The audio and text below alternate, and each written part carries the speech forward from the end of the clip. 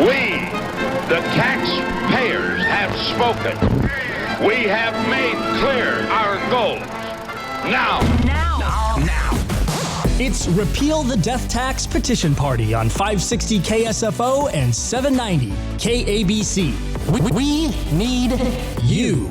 Get your petition now at repealthedeathtax.com.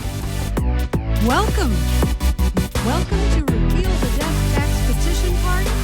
We are live on 790 KABC and 560 KSFO. We are broadcasting between Lake Tahoe and San Diego Mission Bay. We are here for you to repeal the death tax that was hidden in Proposition 19 in 2020. This is something that needs fixing. If you're not familiar with this issue, it used to be the case that parents could transfer property to their kids without a change to the tax bill. And that was really important because when parents pass away or they want to transfer their property for any other reason to their kids, we don't want that to count as a change of ownership under the law. And for 30 years, it didn't, because with the change of ownership, it's reassessed to current market value. We're going to fix this because that protection was taken away. And I'm going to tell you all about how we're going to put it back. My name is Susan Shelley. I am the Vice President of Communications for the Howard Jarvis Taxpayers Association, the most influential taxpayer advocacy group in California, working for you. And I'm happy to be joined today by Scott Kaufman, my colleague in the Sacramento office. He's the legislative director. He's the one in the Capitol talking to all the lawmakers and trying to find out what they're up to and what they're planning to take your money. Hi, Scott. How's everything in Sacramento today? Okay, well, let's just go back to this. We are repealing the death tax with an initiative petition. We are collecting signatures, and I am excited to tell you that we have hit the 25% mark, and we have extended the deadline. We can get there. The deadline is postmarked by February 5th. Postmarked by February 5th. And here's how you get the petition. You go to repealthedeathtax.com. repealthedeathtax.com, and you'll see a link that says download the petition, and you click that. And when you do that, you're going to get a 5-page PDF file, and it's very, very simple. The first page is a cover page, and it includes a little mailing label that you can cut out and tape to an envelope. You don't even have to write it down. And then there's a flyer, there's complete instructions, there's a financial disclosure that tells you who's paying for it. We're paying for it with your generous donations. It's all paid for with small donations, and thank you for that. And then the last page is the petition. It's one page. It fits on a letter-sized piece of paper, and you can print it on any printer. If you don't have a printer, you can go to a library, you can go to an office store, and they can download it and print it for you. It's the best 20 cents you'll ever spend to protect your family from having your property reassessed to current market value, which is a massive tax increase when property has been appreciating, because Proposition 13 holds down how much your taxes can go up. And then when there's change of ownership, it's reassessed to current market value. Well, that's fine if somebody comes in the open market and buys it, but it's not so great if it's something that's inherited or transferred within the family and there isn't actually a sale and the people who are receiving the property don't necessarily have the cash to pay that tax bill. So then what happens? Well, they have to sell. And that's horrible that should happen. It's horrible that people get taxed out of their property when they've just lost a parent. We're at 1-800-222-5222. This is the Repeal the Death Tax Petition Party. And we are live up and down the state from Lake Tahoe to San Diego Mission Bay. I'm very happy to be here today to talk to you about all these things involving Proposition 19. This is the one, if you remember, that looked like it was about protecting wildfire victims and helping seniors move to a new home. And it was, and it did, and that's fine. But in the fine print, what was removed was your constitutional right to pass property to your children without an increase in the tax bill. And that applied to your home and a certain amount of other property, up to $1 million of assessed value, not market value, assessed value of other property. So that could be a small business. That could be a duplex. That could be a vacation cabin. That could be a small apartment building that you bought maybe years ago for income in your retirement. And now you have tenants in it, and maybe they're even at below market rent. And when that building is reassessed to market value, what's going to happen to those tenants? What's going to happen to that little restaurant that was purchased years ago, and the family owns the property, and 2 generations have built up that business, and then the generation passes, reassessed to market value, a huge increase in the tax bill. What's going to happen to that business? Nothing good, I'll tell you that. But something good is going to happen to us right now, because we have a very special guest who's with us today. Let me introduce him. Senator Kelly Sayarto was elected to serve the 32nd State Senate District in 2022, and before that, he was in the State Assembly. And before that, he was the mayor and council member of the city of Murrieta. And before that, he was a firefighter, and he retired at the rank of battalion chief from the Los Angeles County Fire Department in 2015.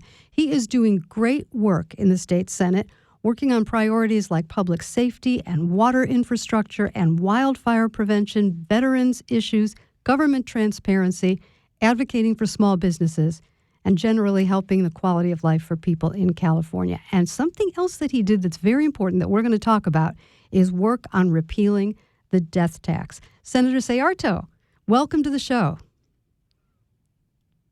Thank you, Shelley. Thank you for having me. Thank you very much for being here.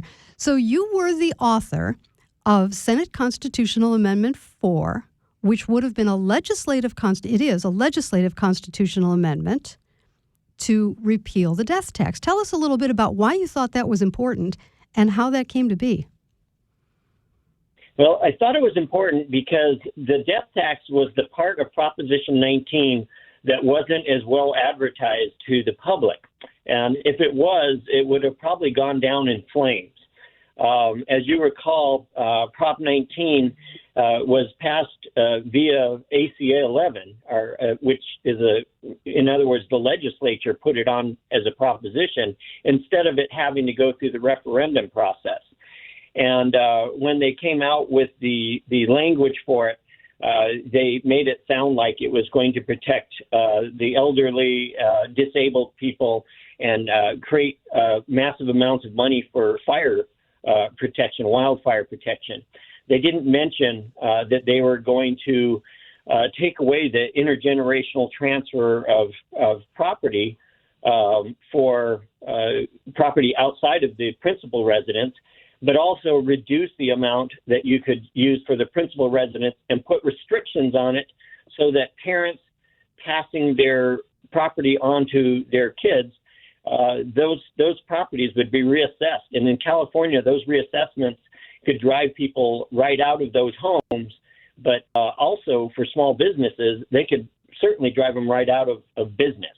And so I thought it was important that the legislature try to put this part of it back on the ballot so that people could do this the easy way through SCA 4.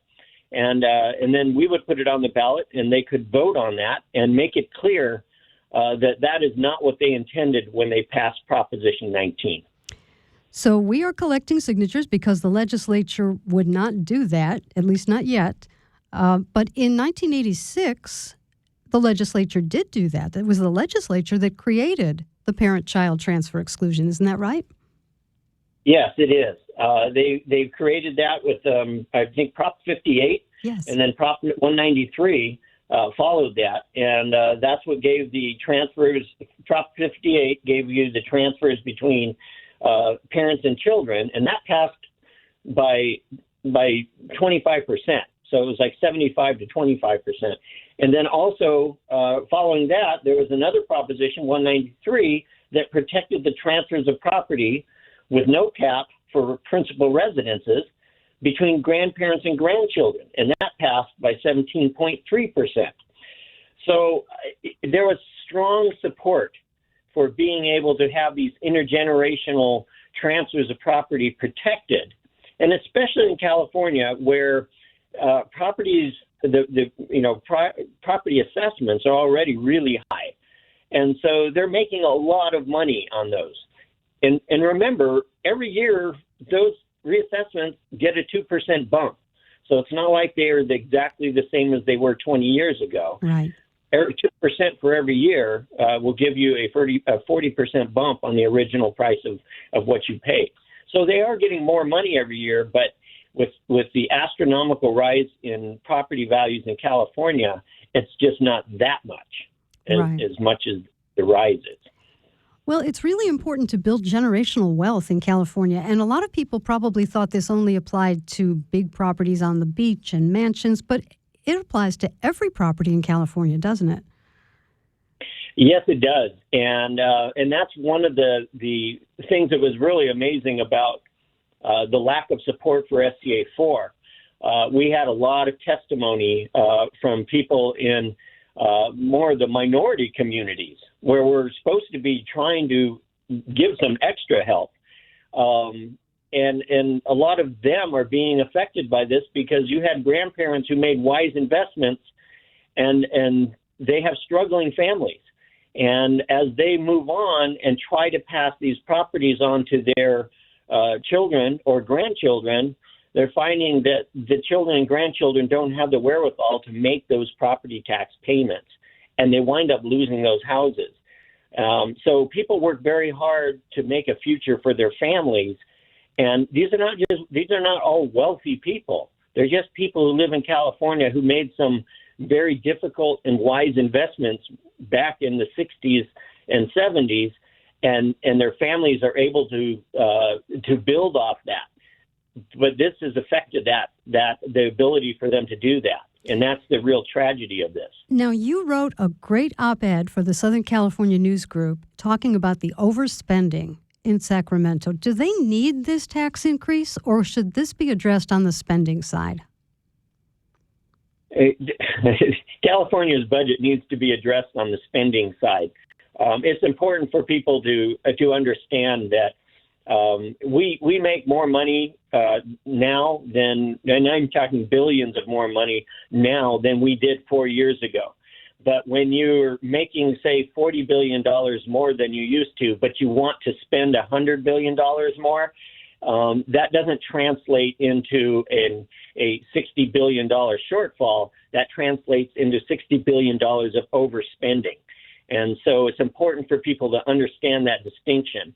We have billions of dollars that we could be putting into programs and one-time expenses that take care of our water issues, our transportation issues, some of the other infrastructure issues that are causing some of these the disasters, whether it's flood or fire. All of those things can be addressed if we responsibly spend some of that money that that is part of our revenue side. But we have tried to dedicate so much money into the spending side, way more than we're making. And that's where we're getting this huge deficit problem from. So, yeah, our issues with the budget need to be addressed on the spending side. And when we do spend, we need to do it more responsibly and really understand the role of state government, which is to provide the basics so that people have the opportunities to be able to build their lives the way they want. Now, something that I hear from voters all the time is the ballot measures are so confusing and they're so deceptive. Now, this one was sold with a lot of commercials about wildfires, and supposedly there was going to be a transfer of funds that was going to help firefighters out of this. Now, how did that work out? So, yeah, that was the fire response fund that they touted. And that's how they got all of the, a lot of the public agencies, the fire agencies were on board with this. And also because this allows, more property taxes to be collected. So that's the real reason. But this is the one that sounded juicy because we were having so many of these destructive wildfires. They would put some of this money into the fire response fund. And so far to date, that fund, because it's a certain percentage of the amount collected, that fund is zero. They've collected absolutely no money for that. Absolutely zero so far. So it was a trick, wasn't it? Yeah. Yeah, I would say it was a little deceptive. I don't know that they could predict that it would be zero, but they could probably predict that it won't be much.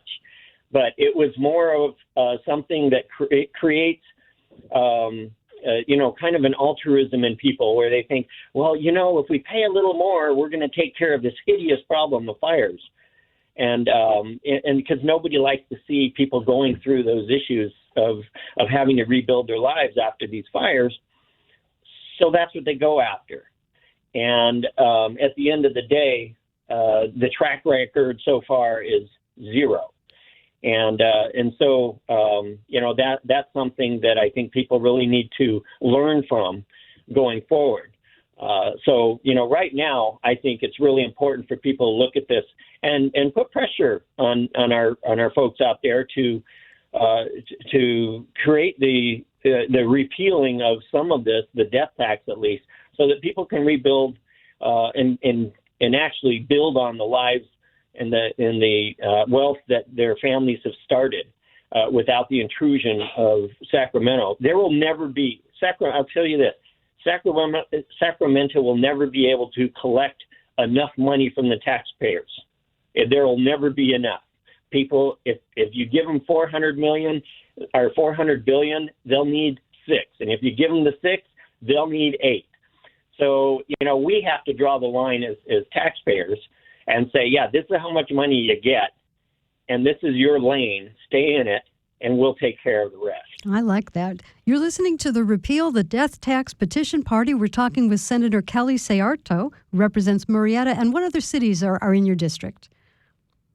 Well, I have some great cities in my district, starting with Chino Hills and Yorba Linda, Corona, City of Corona, Lake Elsinore, Canyon Lake, Wildomar, Murrieta, Temecula, Menifee.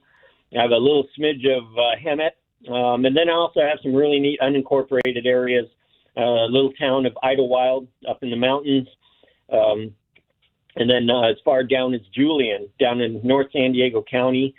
And then a lot of other unincorporated areas throughout Riverside County. And I also have a little bit of City of Riverside as well.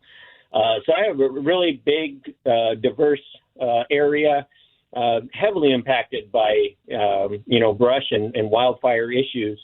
And if there was money for the Fire Response Fund, that would be one thing, but there isn't. This is really important to me, this repealing the death tax, allowing people to retain what their family has built on, and be able to start from that point and gain wealth and build wealth for their kids and their grandkids. Okay, well, we have some callers coming in who'd like to talk with you. Is that okay? Can we take a call? Sure. Okay, let's talk to Brent in L.A. Hi, Brent. Thank you for calling. Hi, Susan. Thank you so much for bringing this issue to the public. And I'm just getting really angry with this whole thing. And criminal fraud obviates contracts. And I would think it would be obviating, these fraud-promoted and based laws. And I would think that there should be criminal charges brought against everybody who drafted this and promoted it, and also criminal malfeasance or malpractice for every lawyer and the politicians who didn't see it or expose it to the public. Oh, if only it worked that way. I don't know, Senator Sayarto. Could we ever have a law that says you have to tell the truth in politics? Well, we're trying to draft legislation that says that you at least have to be honest in the title and summary of the bill that you're drafting, so that they can't mislead people into thinking something is what it isn't. It's kind of like Prop 47 was supposed to be the Safe Communities and Schools Act. There was nothing safe about the communities or the schools that resulted from Prop 47. So we've had several of those, but they seem to get beat back. And the only way to fix that is having more balance in your decision making in the legislature, and we're a long ways from there. So, and I'm not an attorney, so I can't really comment on the efficacy of being able to create lawsuits against the people who drafted this, or because at the end of the day, it's the people of California who voted on it. And that's where that would probably land is, hey, they voted on it, and they'd say, hey, it's kind of like buyer beware. But we have to do a better job of making sure they know what they're voting on. and we've allowed too much of the deception to rule the day when it comes to a lot of our propositions. Absolutely. Well, let's talk to Nick in San Francisco. Hi, Nick. Thank you for calling. You bet. How are you? I'm good. Thanks for calling into the Good. show. Yeah, I just happened to catch it tonight and saw we had a retired battalion chief. I'm a chaplain with one of our fire districts here in the East Bay of San Francisco, visiting fire stations and answering calls. And we brought lunch to our fire academy today. So nice to hear from you, Battalion Chief Ciarto.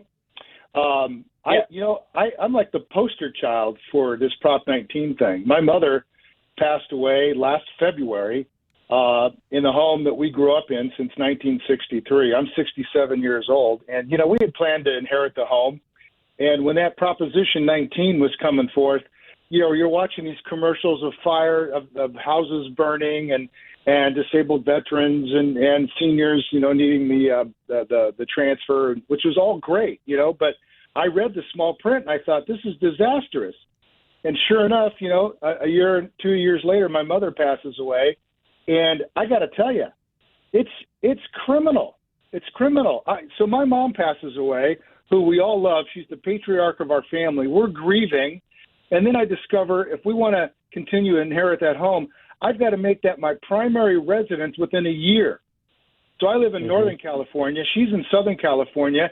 I'm supposed to quit my job. My wife is supposed to quit her job. We got to sell our house up here in order to meet the requirements of Prop 19 to inherit that house and part of that tax base from Prop 19. And it's criminal. I mean, we're just devastated by this loss. And now I've got to meet with a trust lawyer. We've got to sell our home. We've got to consider what we're going to do about our jobs.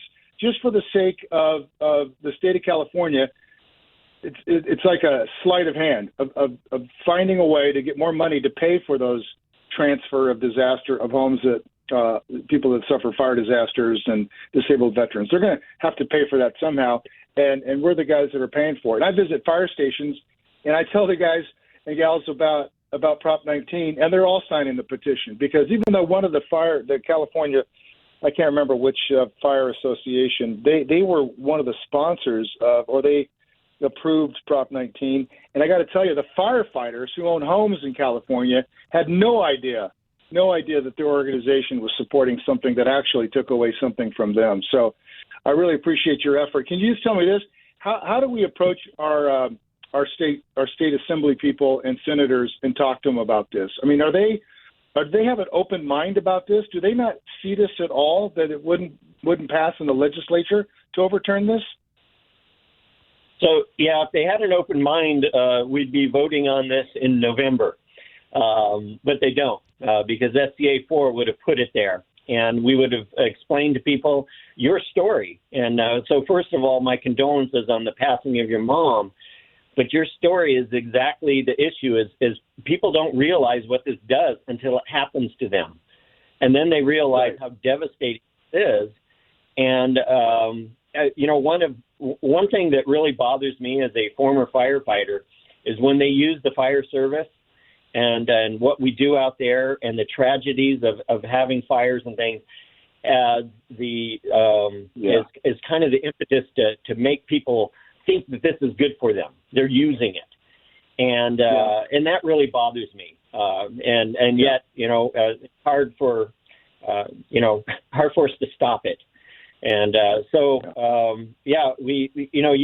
everybody has a legislator or two or three sometimes in their area, in their general area, depending upon the population. But you have a legislator both in the Assembly and the Senate, and it's important for you to communicate your concerns about that and what your story is, and let them know how that is affecting you. Because that's the only way to allow them to know. But there's also a lot of people who it doesn't affect, and those people a lot of times might be focused in a certain area, and so your voice gets drowned out by theirs. But overall, this is one of those that if they actually put this on the ballot, it too would pass probably by 70% or more. Well, Senator Sayarto, thank you for the call, Nick. And Senator Sayarto, thank you for joining us. Thank you for sharing all that important information. We greatly appreciate your efforts on SCA4, and we'll tell everybody to call their lawmakers. Thanks for being with us. Right. And Susan, thank you so much for all of your great work and in informing the public on a lot of these issues. We read your editorials all the time. Well, thank you so much. You. I appreciate that. All right. Be well. Thank you. Right. We're going to take a break. We're at 1-800-222-5222. Give us a call at the Repeal the Death Tax Petition Party. Back after this.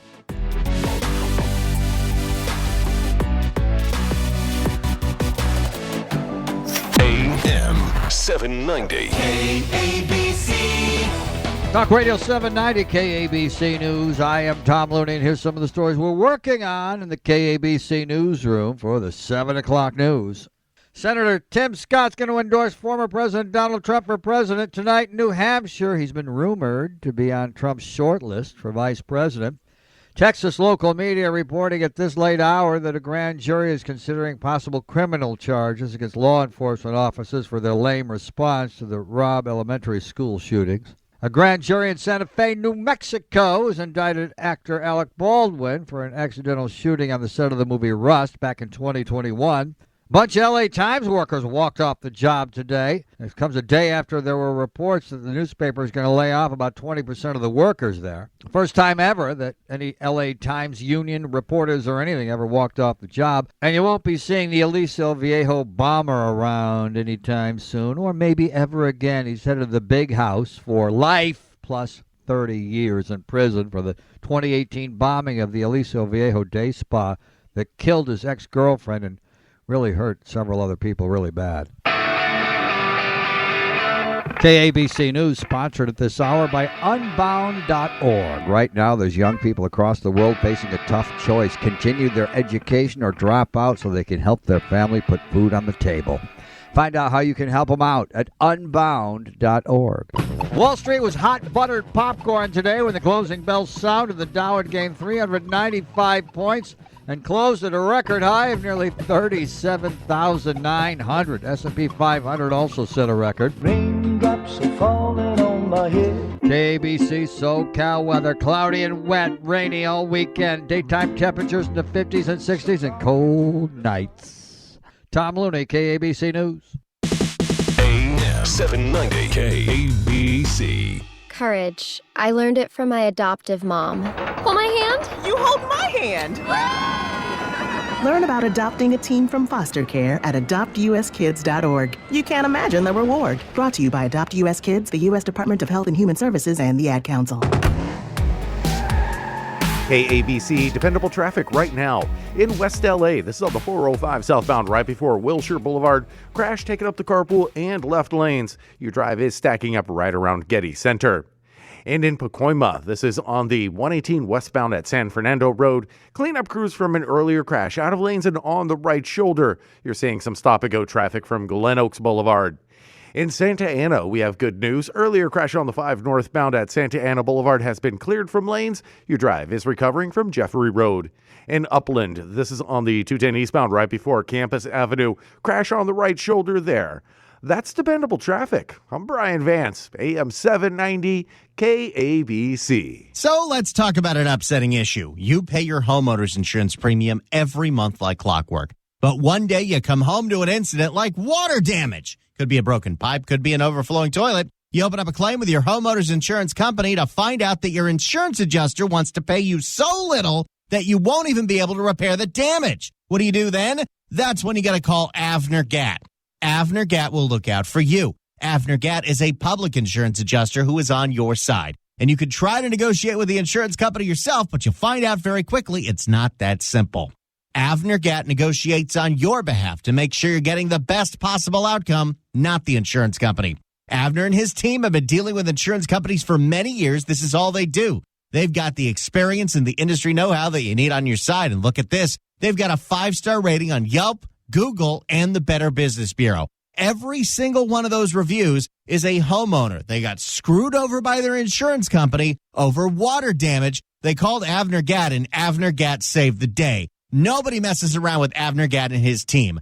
Give Avner Gatt a call right now if you're dealing with water damage. 818 818-917-5256. That's 818-917-5256, and go to the website, avnergat.com. That's AVNERGAT.com, or call him directly, 818-917-5256. You'll be surprised. Avner takes all the calls himself. Hey, it's Randy, and I'm here with my buddy Clark Fielding in his School of Sharks at Fielding Law. Now, Clark, how important is it at the scene of the accident to get a picture of every single angle of every single car? So important. You should be the one to take pictures of everything to preserve that evidence. If you get hurt in an accident and need some free advice, you can call this number right now, 833-88-SHARK. That's 833-887-4275. And go to the website, clarktosharklaw.com. We wish we could wave a magic wand and make everything beautiful. In the news today, the homelessness crisis has been solved. Inflation is a thing of the past, and Roxy gave birth to 3 adorable puppies.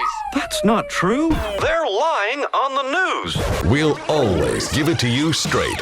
Fast-paced, fact-based, AM 790 KABC. We, the taxpayers, have spoken.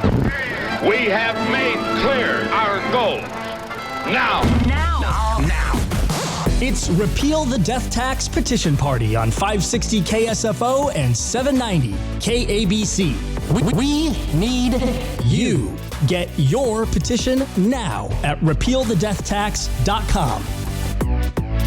Yes, get your petition. We are collecting signatures. The Howard Jarvis Taxpayers Association is collecting signatures on an initiative petition to fix the problem in Prop 19, to put back what was lost.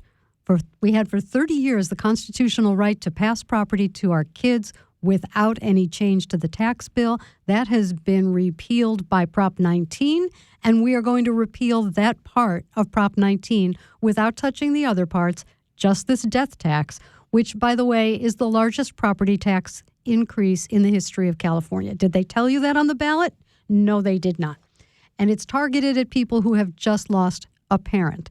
And as we just heard, you have 1 year. If you inherit your parents' principal residence and you want to keep that tax bill, you have exactly 1 year from the date of transfer to change everything in your life around and move into that home and make it your permanent principal residence. Otherwise, the tax bill goes up, the property is reassessed, you'll never get that low tax bill back again, and you have to come up with that money every year. That tax bill has to be paid every year as a condition of keeping what you already own. It's very different than income tax, sales tax. Property tax is a tax on what you own, on your property. And for the government to come in when somebody passes away and say, aha, now that's ours, that's just not the way we want it to be in California. So we're going to fix this. Go to repealthedeathtax.com. You can download and print the petition in your own house. If you have a printer, or you can go to an office store or a library, and you can print the petition in your house. It's 1 page. Fill it out, sign it, mail it in, and then most importantly, tell everyone you know to go to repealthedeathtax.com. The deadline is postmarked by February 5th. We have extended the deadline, but that's it. Postmarked by February 5th. To get those back to our Sacramento office, the address is right in there. And I want to say hello to my colleague in Sacramento. I had some technical problems in the first half of the show and couldn't hear him, but he's here now. Scott Kaufman, the Legislative Director for the Howard Jarvis Taxpayers Association. Hi, Scott. Hi, Susan. You know, everyone else said I sounded great, so... Well, maybe it's my hearing. What can I say? As long as we hear you now, that's all that matters. Yes. So how is everything in the Sacramento office? Are you getting a lot of mail back?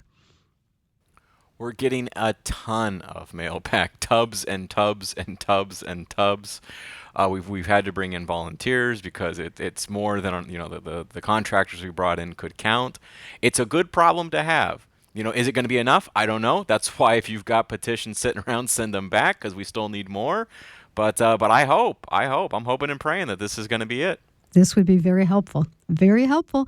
As Senator Sayarto was telling us, he was not able to get the votes in the current legislature for SCA 4. That would have been a legislative constitutional amendment that would have fixed the problem. And because they couldn't get that through the legislature, it would need a 2/3 vote in each house. We're doing it with signatures, but we need 1 million signatures and we need them fast. And they have to be on paper. So don't be fooled into thinking you can sign electronically on some internet petition. You can download the petition, but it has to be printed, has to be on paper, has to be signed with ink. And then you fill out the thing at the bottom that says Declaration of Circulator. Normally, the person with the clipboard at the supermarket would be the person who is the circulator and filling that out. When you do this, you are your own circulator. That's perfectly legal. You can be the circulator of your own petition or a petition that someone else is signing. Very, very simple. You just have to be a registered voter to sign the petition, but you don't have to be a registered voter to circulate the petition. So if you have a teenager in your house who's 18 years old, as soon as they cross their 18th birthday, they can put these petitions on clipboards and go circulate it, and they can be the circulator. All you have to do is be 18 years old to be a circulator and fill out the form, and it's all legal. Be sure you use your residential address where you are registered to vote, and you write down the county where you're registered to vote, and that's the county we'll deliver the paper to make sure that they can verify that you're a registered voter. So let's take a call. Let's talk to Tim in San Francisco. Hi, Tim. Good evening, Susan. I'd like to make a comment and then a question if I could. Sure. I commend you both for what you're doing. Well, the Highway Drivers Taxpayer Association. I wish you nothing but the best of luck. But since we live in a dictatorship in this state, I have to say good luck to you. Now, my question is this. I am 76 years old. I'm a disabled veteran. My parents died more than 10 years ago. The house that I live in, and has been my primary residence since I was born, except for 2 years in the Army, the house is in a revocable living trust in my mother's name. What happens when that trust is closed, for lack of a better term, and I inherit the house outright? Or can you answer that? I'll take my answer on the air if you don't mind. Okay, well, you are living in the house, so that would be fine, I think, because if you inherit your parents' principal residence and it becomes your principal residence, then you are within that Prop 19 exclusion, which is capped at $1 million of extra value. So it's not unlimited, but it is there. If it's not your mother's primary residence, then it would not be eligible. And the fact that it's in a trust means nothing to the assessors. Assessors look through the trust. So many people are mistakenly believing that a trust protects them from this Prop 19 reassessment. It does not. Assessors look right through the trust like it's made of glass, and they see who is the present beneficial owner of that property. And when there is an ownership change, which they can see, it's reassessed to market value. There is an exclusion in Prop 19. Your parents' principal residence that becomes your principal residence is entitled to a $1 million exclusion from reassessment of extra value. So the way that works is there's the taxable value of the property plus $1 million, and as long as the current market value is not more than that, you're good, no tax increase.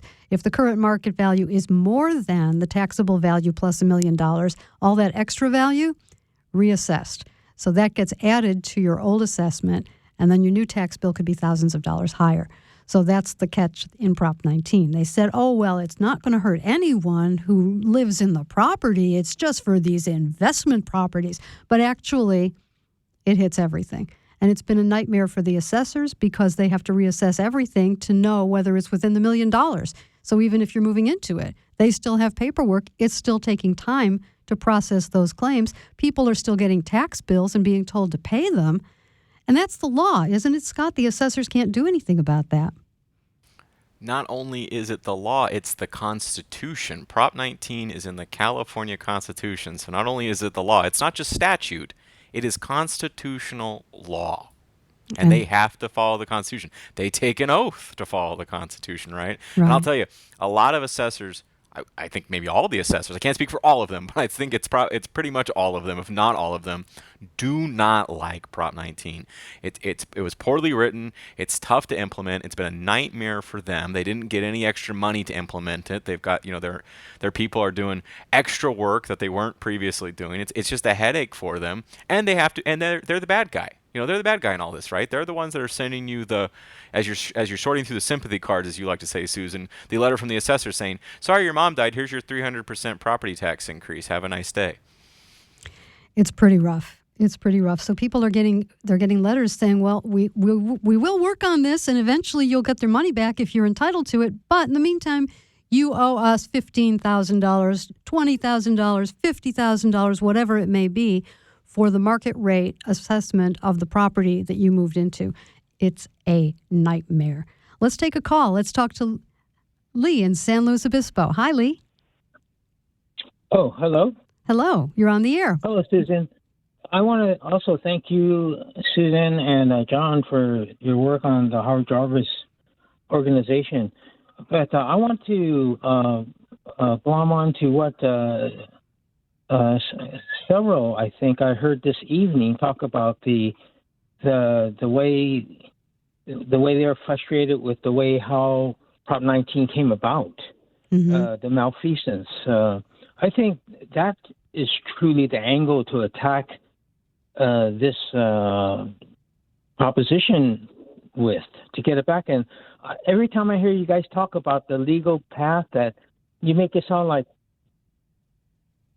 hello? Hello. We can still hear you. Go ahead. We make it sound like what? So I think fighting the legal direct avenue to rescind Prop 19 is probably the more effective route. Because, when the story I heard was Kevin Mullen, he snuck this in at the last month somehow. And if we could, how can we get like a Freedom of Information Act to get all the communication that was between Kevin Mullen and, let's say, this committee on Prop 19? Because when I heard of it, I didn't read all the small fine print, but I did ask some of my friends that were voting. I said, well, what's it going to do? All I heard was it's going to raise your tax. And that was enough for me to say no. Right. And then after this passed, then I read the details came out, and I said, oh, my God, this is worse than just voting no. Well, you're so right, and that's an interesting idea about getting the communications. Thank you for the call, Lee. You can do a public records request. If you go to the Howard Jarvis website, you can see under the taxpayer tools the instructions on how to do a public records request and get information. I don't know if they'll give it to you because sometimes they say they can't because of different parts of the law that allow them to hold it back. However, go to hjta.org and you can find lots of taxpayer tools there that are helpful. You can also go to the legislature's website, which is leginfo, L-E-G-info, I-N-F-O, .legislature.ca.gov, leginfo.legislature.ca.gov, and you can look up, as they're doing these different bills, you can look them up by the bill number, and you can see all the changes that they're making, all the amendments that they're making, the different versions. You can read the bill analysis that the lawmakers are presented with, which is much more easy to understand. It's more in English than the bills themselves, which have all these subdivisions and references to other things. It's a little hard to follow. But you can read the bill analysis. You can see when they're voting on it. You can see who voted on it. So this was, what was it, ACA 11 in 2020. Is that right, Scott? You are correct, Susan. It was ACA 11 in 2020. And Lee's right. If there was a legal avenue, that would probably be the easier way to solve this. But we have two staff attorneys that looked at it every which way, and we couldn't find a legal avenue. I mean, what? At the end of the day, they make the rules. The legislature makes the rules, and they can change the rules to their benefit. You're right about how they snuck in at the last minute. They missed their own deadline to put Prop 19 on the ballot. They missed their own procedural deadline. So you know what they did? They changed the rule. So you didn't vote for Prop 19 in the November 2020 general election. You voted for it in a special election that ran concurrent with the general election because that's what they decided it was going to be to get it on the ballot. Because they missed their deadline, so they made a new election rule. Yeah, and it's perfectly legal because that's their because prerogative. Because they make the law. That's Yes. why it's legal. What a deal, huh? That's just... All right, we have to fix this. The reason we have the initiative process in California and the referendum and the recall is because of stuff like this. Back in 1911, there were problems like this where the legislature was just not listening to people. And so we have the initiative, and the initiative means that we write the law. We write the constitutional amendment or we write the law. We get signatures, we put it on the ballot, the voters pass it. Once it's passed, it is as much a part of the Constitution or the law as if the legislature had done it. We are equal to the legislature. We're a little above them if you want to know the truth.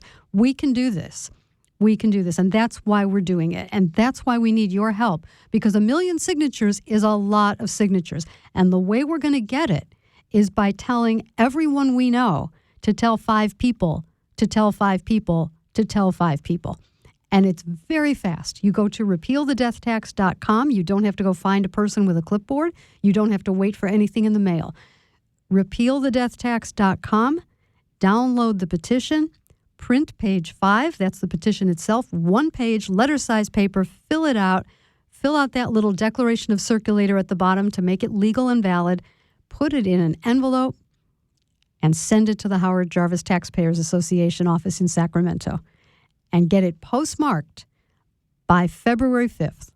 Postmarked by February 5th. And those signatures will count. And we can get this on the ballot in November. And just as Senator Sayartos said, if we can get it on the ballot, it will likely pass with 75% of the vote. Because that's what happened the first time. When people were getting taxed out of their inherited property and the legislature fixed it in 1986, that amendment passed unanimously in the legislature. Not a single vote against it. Went on the ballot, got 75% voter approval. And now it's gone because Prop 19 slipped it out of the Constitution while we were watching commercials about wildfire victims. Outrageous. Outrageous. Let's take another call. Let's talk to Sandra in Palm Springs. Hi, Sandra. Hi. Can you hear me? Yes, I can. You're on the air with Repeal the Death Tax Petition Party. Great. I commend you on your efforts on trying to fight this, and I'm 100% on your side. And I'm very frustrated with this, but I'm doing the best I can to help out.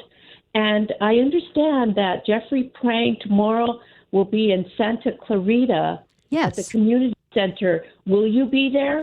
No, I'm not available to be there. I have another engagement, but he is great, and he is going to be on this show. Put it on your calendar, February 2nd. He will be here for the full hour taking your calls about Prop 19 and about Repeal the Death Tax. Jeffrey Prang, the assessor of L.A. County, right here on the Repeal the Death Tax Petition Party. He is a supporter. He has endorsed this initiative and this effort. He testified in Sacramento in favor of SCA 4, which was Senator Sayartos' version of what we're doing now. And unfortunately, the legislature just wants your money. They want more of your money and more of your money, and then when you give it to them, they want more of your money. And this is unacceptable. This has to be stopped. Yes, and I wanted to know, would that be an appropriate place tomorrow to gather signatures? Would that be good to get? Should I be out there to gather the petitions or the signatures, or are there people already there, or should I just appear? How do you think I should tackle that? Well, we haven't organized anything, but I believe you can be in any public place. Isn't that right, Scott? So if it's a public place, you can be there with a clipboard. Yeah, if it's a public forum, you are allowed. Your First Amendment rights allow you to petition. Right. So you can bring them, and then just if anyone gives you an argument, if anyone says, "Oh, you can't be here," then we always advise be polite and make friends, not enemies. But I'm sure that there would not be a problem, particularly if you were in an adjacent parking lot area and people were coming up to you. That would probably be fine. So absolutely, let people know. And even if you don't circulate the petition, let people know about it. You can print up some of those flyers that are in the PDF. When you go to repealthedeathtax.com and you print the petition, you go to download the petition. Page 3, I think it is, of that file is a flyer that has bullet points about why this is so important, and also QR codes so people can use their phone to go to these different websites, including the website to see how you're registered to vote, or to register to vote if you'd like to and you're not registered, and to our website. And it makes it really easy to explain that. So you can certainly hand out flyers anywhere you go. And talk to your friends, talk to your relatives, email your whole list, text your whole phone list. Tell everybody, repealthedeathtax.com now. This is it. This is the proverbial it. We are at the it right now. Postmarked by February 5th. Got to get this done. Thank you for the call. Let's talk to David in Whittier. Hi, David. Hello. Thanks for calling. Hi. I want to ask you how this applies to my friend's situation when her mother's house goes into her name. But I just want to touch on what you just mentioned, where this came from. You see, Prop 19 folks came from the legislature. They don't have to do all the signatures, all the work, the hard work, the getting the volunteers. And this is what a lot of people don't understand. This is, and I call them, this governor and this legislature, the cons of kleptocracy. I also call them the maniacs of metropolis, because these people go to any end, their means, they use any means to their ends. They will deceive, and they did this before with Prop 47, and now where we're at with that. High crime, the homeless crisis caused by Prop 47. So I just want to ask you, my friend's mother is going to transfer the home my friend lives in into her name. Okay. So what happens then when she passes away and she's up there in age? So what happens under this before this, let's say the ballot initiative, like let's say under the current situation, what happens? Okay, well, first of all, let me say that anytime you change the title of property, it triggers reassessment or the potential for reassessment. So if you transfer property while a person is living and they transfer it, that not only triggers reassessment, that can also trigger capital gains tax. If you transfer property as an inheritance, there's what's called the capital gains step up, and the person who inherits the property has a new tax basis. So all the profits that were made on that from the previous person who was on the title, you don't have to worry about paying taxes on that. That is a question that you have to take to an accountant or a lawyer, because when you transfer property, whenever you change the title, there are tax implications of many different kinds. Be very careful. Please tell your friend to be very careful. Before they transfer anything or change the title at all, they should talk to an accountant or a lawyer or someone who is qualified to answer questions about that for their particular situation, because otherwise there could be a very unexpected tax bill. Okay. What's the line of which, what determines the property assessment now? Well, right. How much is it? What's the difference between now and if the ballot initiative passes? What's the amount difference? Well, if something is transferred in an inheritance, under the old rules and the ones that we would put back, a parent could transfer a home of any value, their principal residence of any value, to their kids without any change to the tax bill. And also, if the parent didn't live in the home, there was an exclusion for an additional $1 million of assessed value of other property. So if the mother did not live in the home and transferred the home to the child, that would probably be under the $1 million. So they would be able to transfer all of that. Under Prop 19, everything is reassessed to market value, but there is an exclusion for the principal residence of the parent that becomes the principal residence of the child. But otherwise, if it's not the principal residence of the parent, reassess to current market value. It's very harsh. And market value, the tax is 1% of that plus all the bonds and local charges. So it's very harsh. We want to fix it, and our initiative is retroactive. So anyone who got burned by this could get their same original Prop 13 protected value back. Let's talk to Bob in San Francisco. Thank you for your patience, Bob. Welcome to the show. Hi. My question is, SBA 4 was shot down in the committee. Which politicians and which lobbying groups basically were pushing to kill it? I'm going to let Scott answer that. Who was pushing to kill SCA 4, Scott? Well, if you talk a little bit about it, Susan, you give me a second here, I can pull it up and I can just read to you who did it. But okay. I'm trying to. I know Scott Wiener was one of the ones that killed it.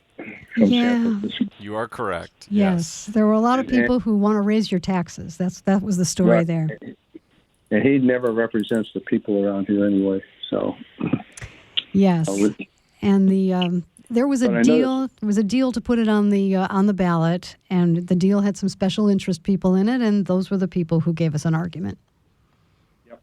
And who were those special interest groups? I assume it was the real estate industry and some others out there. Yes, it was the firefighters, and it was the California Association of Realtors. They were the ones in the deal with the legislature to do this. That's who did. That's who did this. I have it up now, Susan, okay, we only have about a minute left. The aye votes were Catherine Blakespear, Brian Dale, and Kelly Ciarto. Those were the people that wanted to put it on the ballot and put it back the way it was. The people that voted no were Caballero, Durazo, Skinner, Wiener, and Glazer did not vote. And people that opposed it were the firefighters, as was mentioned, the California Association of Realtors, the Teachers Association, the state, federal, and municipal employees, and the Common Ground California, whatever that means. Whatever Those that means. people. Well, it's not common ground with us. We don't want your taxes to go up. We're out of time for this show, but come and see us again. We'll be here next Friday night at 6 p.m. This is the Repeal the Death Tax Petition Party. Go to repealthedeathtax.com and get your petition. I'm Susan Shelley with the Howard Jarvis Taxpayers Association. Thanks for being with us. For Scott Kaufman, we'll see you next time. This ad paid for by